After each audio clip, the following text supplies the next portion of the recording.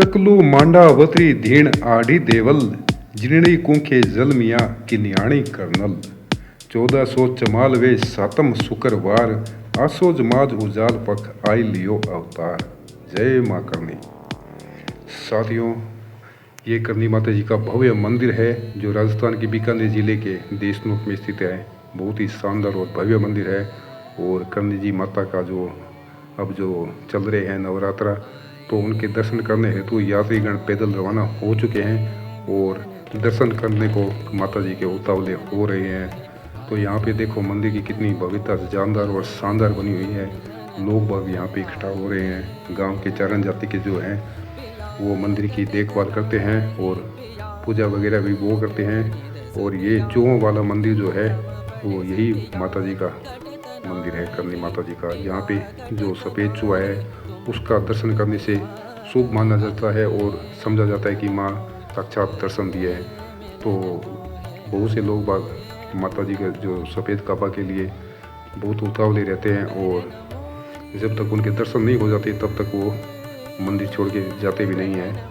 तो वो बहुत ज़बरदस्त और चमत्कारी प्रभाव माना जाता है। तो ये माता जी का विश्व विख्यात मंदिर है। जो देश विदेशों से लोग आते हैं और एक बार जो बीकानेर के राजस्थानी बीकानेर के ज़िले में जो आ जाता है तो वो करनी माता जी के मंदिर देशनोक में जाके माता जी के दर्शन करके ही वापस जाता है और अपनी इच्छाएं वगैरह पूरी करते हैं। तो साथियों, ये बहुत ही भव्य मंदिर है माता जी का। तो माता जी के बारे में इतिहास में लिखा हुआ है कि जो माता जी है उनके जो पिताजी है मेया जी, जो किणिया शाखा के चारण थे, उनको मेया मंगलिया से सुआब नामक गांव उदक में मिला था जो जोधपुर जिले की फलोदी तहसील में पड़ता है। मेहा जी को सुआब गांव मिलने से पहले यह गांव सुआ ब्राह्मण की ढाणी कहलाता था। बाद में मेहा जी ने इस गांव का नाम बदलकर सुआब रखा था। इसी गांव में लोक देवी श्री करनी माता जी का जन्म हुआ है। तो साथियों, जो करनी माता जी का जन्म है वो इसी गांव में हुआ है। और जो करनी माता जी के पिताजी है मेया जी, उन्होंने उस गांव का नाम बदलकर सुआब रखा था। मेया जी किनिया का विवाह है बाड़मेर के मलानी परगने में अवस्थित वर्तमान बाड़मेर जिले के बालोतरा के पास अढाणा यानी कि असाडा नामक एक प्राचीन गांव के स्वामी माढ़ा आडा के पुत्र चकलू आडा की पुत्री देवल देवी के साथ हुआ था। कुछ लोग इस प्राचीन गांव का उल्लेख जैसलमेर की सीमा पर स्थित ओढ़ाणिया गांव के रूप में भी करते हैं, जो कि एक शोध का विषय है। निष्कर्ष यह निकला कि यह विवाह विगत संवत 1422 और 23 के आसपास हुआ था। इस आढ़ी देवल देवी को भी चारण जाति में शक्ति का अवतार माना जाता है। देविल देवी के गर्भ से मेहा जी को एक एक करके 5 पुत्रियां हुई और एक भी पुत्र नहीं हुआ था। इसी कारण से मेहा जी सदैव उदास रहा करते थे। एक दिन उन्होंने आद्य शक्ति हिंगलाज माता की यात्रा की, जो पाकिस्तान के बलूचिस्तान प्रांत में स्थित है। कहा जाता है कि भगवती श्री हिंगलाज ने उनकी श्रद्धा एवं भक्ति से प्रसन्न होकर उन्हें दर्शन दिया और वर मांगने को कहा। तो मेहा जी ने हिंगलाज माँ को प्रणाम कर प्रार्थना की और बोले, हे माँ, मैं चाहता हूँ कि मेरा नाम चले। देवी श्री हिंगलाज तथास्तु कहकर अंतर्ध्यान हो गई। उसके बाद उनकी धर्मपत्नी देवल देवी को गर्भ रहा। इस बार मेहा जी को पुत्र प्राप्ति की पूर्ण आशा थी, इसलिए प्रसूति काल के निकट आने पर उसे मोडी मुलाणी और अक्खा इदाणी नाम की 2 दाइयों को देवल देवी की सेवा में लगा दिया। परंतु 10 मास समाप्त होने पर भी प्रसूति नहीं हुई। प्रतीक्षा करते करते 10वां मास छोड़कर 12वां, 13वां, 14वां, 15वां मास भी समाप्त हो गया। इससे परिवार के सभी सदस्यों को चिंता होने लगी। अंत में अक्खा इदाणी यह कहकर चली गई कि मैंने आज तक ऐसी प्रसूति नहीं देखी, न जाने शिशु कब जन्म लेगा। अक्खा इदाणी तो चली गई और मोडी मुलाणी देवल देवी की सेवा करती रही। इसी चिंता में 20वां मास भी बीत गया, तब और भी अधिक चिंता होने लगी। एक रात को देवल देवी को स्वप्न में साक्षात माँ दुर्गा ने दर्शन दिए और कहा, कि हे पुत्री धैर्य रख, 1 मास बाद मैं निज इच्छा से तुम्हारी गर्ठी से जन्म लूंगी। अक्खा ईदानी ने मेरी उपेक्षा की है, अतः वह पुत्र सुख से वंचित रहेगी तथा मोडी मुलानी को सर्वत्र समान प्राप्त होगा तथा उसके कहे वचन फलीभूत होंगे, क्योंकि उसने मेरी तन मन से सेवा की है। विगत संवत 1444 को स्वाप गांव में आश्विन शुक्ल सप्तमी के दिन शुक्रवार को ब्रह्म मुहूर्त में आदि देवल देवी के गर्भ से 21 मास रहने के बाद लोक देवी श्री करनी जी ने जन्म लिया। चकलू मांडा बत्री धेण आढ़ी देवल, जिनरी कुखे जल मिया किनियाणी कर्नल। श्री करनी जी के जन्म के बारे में एक दुआ भी प्रचलित है, जो इस प्रकार है। 1400 चमालवे सातम शुक्रवार, आसोज मास उजाल पख आई लियो अवतार। तो साथियों, ये करनी माता जी के जन्म की जो कथा है, तो श्री करनी जी के जन्म के समय उनकी जो माँ देवल देवी कुछ समय के लिए मूर्छित हो जाती है और मूर्छित अवस्था में वे साक्षात माँ दुर्गा को देखती है, जो असीम लावण्य और रूपवती थी। होश में आने पर देवल देवी को आभास होता है कि उसे लड़की हुई है। वह कन्या को देखती है तो अपने पास में काली कुलूटी चौड़े मुंह की स्थूल देह वाली पाती है। अतः देवल देवी सपन के बात को ब्रह्म समझ जाती है। प्रसूति गृह से जब शिशु को रोने की आवाज़ मैया जी के कानों में पड़ती है, तब उन्होंने अपनी बहन को उत्सुकतावश पूछ लिया कि क्या हुआ, लड़का या लड़की। तो उसकी बहन, जो उन दिनों पीहर आई हुई थी, ने हाथ का डुचका देते हुए कहा कि फिर पत्थर आ गया, अर्थात लड़की हुई है। इतना कहना हुआ कि उनकी 5 उंगलियां ज्यों की त्यों जुड़ी हुई रह गई और वापस नहीं खुल सकी। उस युग में लड़की के जन्म को अशुभ माना जाता था। पुत्री जन्म को अभिशाप मानने वालों के लिए रिद्धुबाई सा श्री करनी जी की यह प्रथम दंडात्मक सीख थी, जो आज के परिप्रेक्ष्य में प्रासंगिक है। मैया जी के बहन द्वारा जो देवी श्री करनी जी का उपवास किया गया, उसका प्रतिफल उसे तुरंत ही मिल गया। लेकिन उनकी बुआ देवी श्री करनी जी का चमत्कार नहीं समझ सकी और अंगुलियों के जुड़ने का कारण बादियाना समझ लिया। जन्म के तीसरे दिन नामकरण संस्कार हुआ और कन्या का नाम रिद्धुबाई रखा गया। नाम के अनुरूप ही मैया जी के घर में रिद्धि सिद्धि बढ़ने लगी। रिद्धुबाई के जन्म से पूर्व पिता मैया जी की सांपत्तिक दशा साधारण थी, परंतु उनके जन्म के साथ साथ दिन प्रतिदिन पिता की समृद्धि बढ़ने लगी। बुआ की अंगुलियां को ठीक करने का चमत्कार।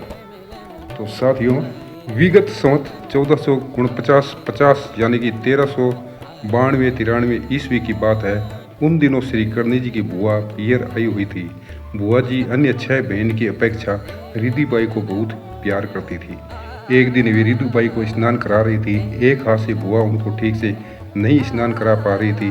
तब रिद्धुबाई ने पूछा कि आप दोनों हाथों से क्यों नहीं स्नान करा रही हैं। तब बुआ ने उनके जन्म के समय की सारी घटना सुनाई। फिर श्री करनी जी ने उनका हाथ अपने हाथ में लेकर कहा कि आपका तो हाथ बिल्कुल ठीक है, क्यों बहाना बनाती हो। यह कहना हुआ कि बुआ का हाथ बिल्कुल भला चंगा हो गया। उनके हाथ की उंगलियां फिर से पूर्ववत हो गई। बुआ का हाथ ठीक होने से उन्हें अत्यंत प्रसन्नता हुई। बुआ ने अपने भाई व भाभी को इस चमत्कार की बात बताई। इस घटना के बाद बुआ ने कहा कि इस कन्या को साधारण न समझे, यह संसार में अपनी कुछ करनी दिखलाएगी। तब बुआ ने कन्या के जन्म के नाम रिद्धुबाई को बदलकर करनी नाम रख दिया। इस दिन के बाद से रिद्धुबाई श्री करनी जी के नाम से विश्व विख्यात हुई। कई ग्रंथों में श्री करनी जी का श्री करनी नाम से प्रसिद्ध होने की घटना का उल्लेख हुआ। श्री करनी जी चरित्र, सेवा, सुमन, श्री करनी जी अवतार आदि ग्रंथों में श्री करनी जी का नाम करनी पड़ने के पीछे बुआ का हाथ टूटा करना बतलाया गया है। जबकि सही बात यह है कि 5 वर्ष की अवस्था में रिद्धुबाई ने बुआ का टूटा हुआ हाथ ठीक किया। तब उन्होंने रिद्धुबाई का नाम बदलकर करनी रखा और आगे रिद्धुबाई इसी नाम से विश्व में विख्यात हुई। पिताजी को जीवन दान देने की जो घटना है, उस बारे में कहा गया है कि 1450 यानी कि 1393 ईस्वी को वर्षा ऋतु में मैया जी अपने खेत से घर की तरफ आ रहे थे। अंधेरा हो जाने के कारण उनका पैर वहाँ पे बैठे एक काली सांप के फन पर गिर गया। सांप ने मैया जी को तत्काल डस लिया। अत्यधिक विषैले सांप के काटने के कारण थोड़ी दूर चलने के बाद वहीं गिर पड़े। अधिक रात होने पर भी मैया जी के नहीं लौटने पर उनके घर के सदस्य तथा नौकरों ने उनकी खोजबीन करनी शुरू की। तो मैया जी उनको खेत के रास्ते में मर्द पड़े मिले।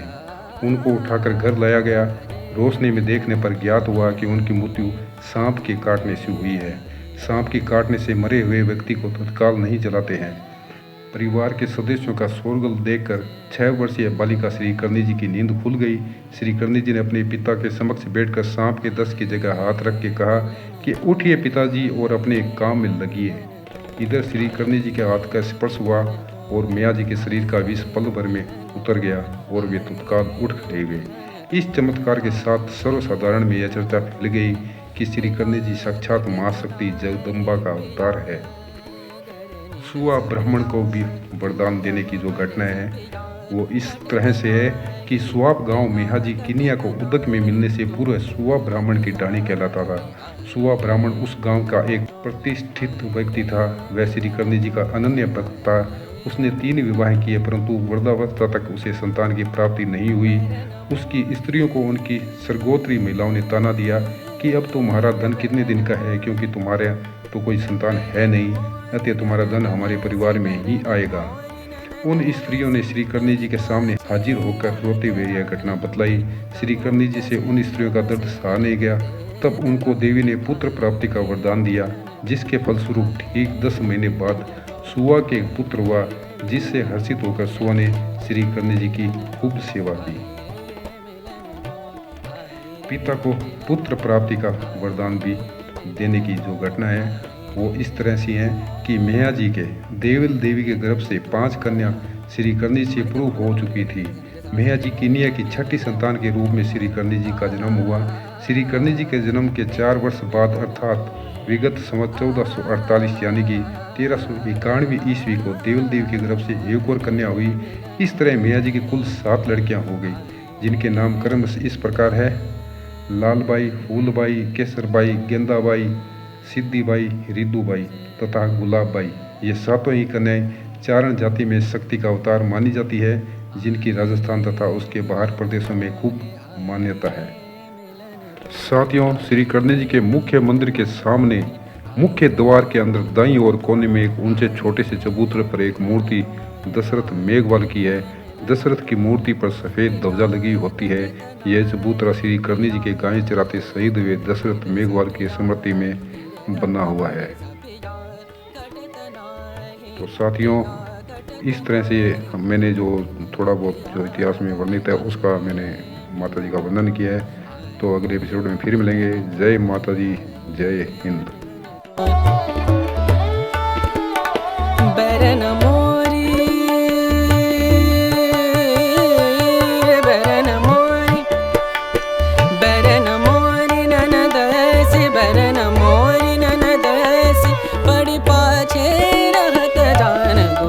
कहूँ कैसे हमसे नित देत गारी।